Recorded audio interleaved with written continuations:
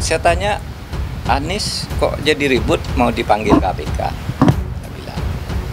Nah KPK-nya tuh begini, Pak, kami ini serba susah. Setiap kami mempersoalkan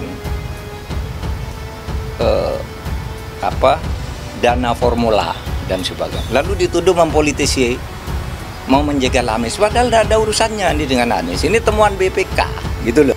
Ini kan ada 3 problem kan. Satu terkait dengan pemerasannya sendiri, kemudian kedua adalah kasus tanah, sengketa tanah, kemudian terkait dengan etika profesi seorang anggota kepolisian, gitu loh. Bagaimana seorang anggota kepolisian ini menyampaikan keluhan-keluhannya, gitu.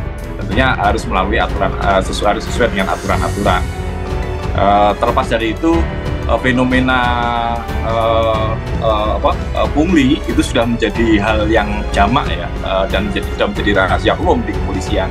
Tidak hanya terjadi pada masyarakat umum, tetapi hal ini kita ditunjukkan.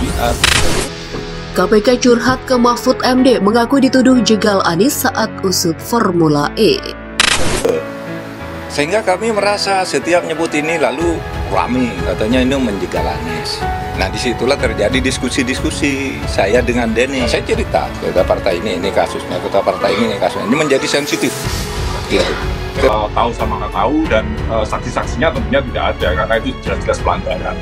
Makanya kalau saya melihat langkah-langkah Polda untuk itu, sekedar mengkonfrontasi partai tertentu, pimpinannya berposisi atau berkoalisi.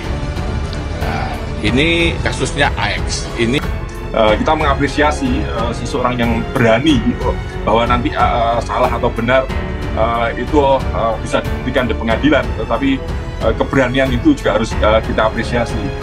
Ini kasusnya Y, yang itu kasusnya Z begitu. Saya bilang sama Pak Mahfud, Pak, ini tentu saja tidak tepat kalau kemudian.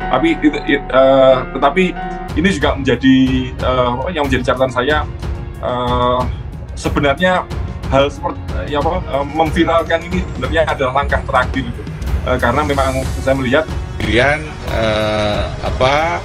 hukum menjadi alat, menjadi instrumen untuk menekan posisi atau koalisi Pilpres 2024, dan Pak Mahfud setuju. Audio Jungle.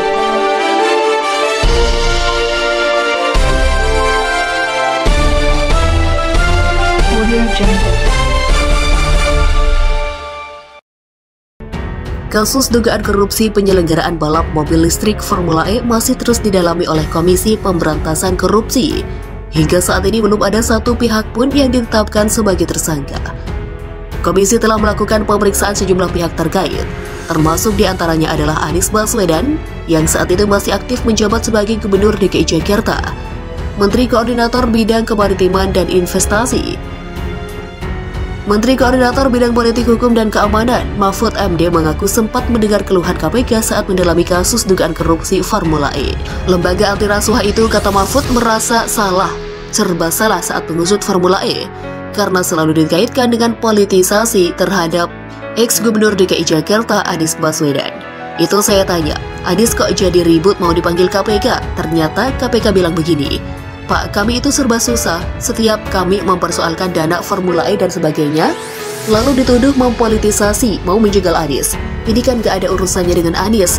Ini temuan BPK, kata Mahfud di kantor Kemenkopolhukam, seperti dikutip Rabu 1 Februari 2023.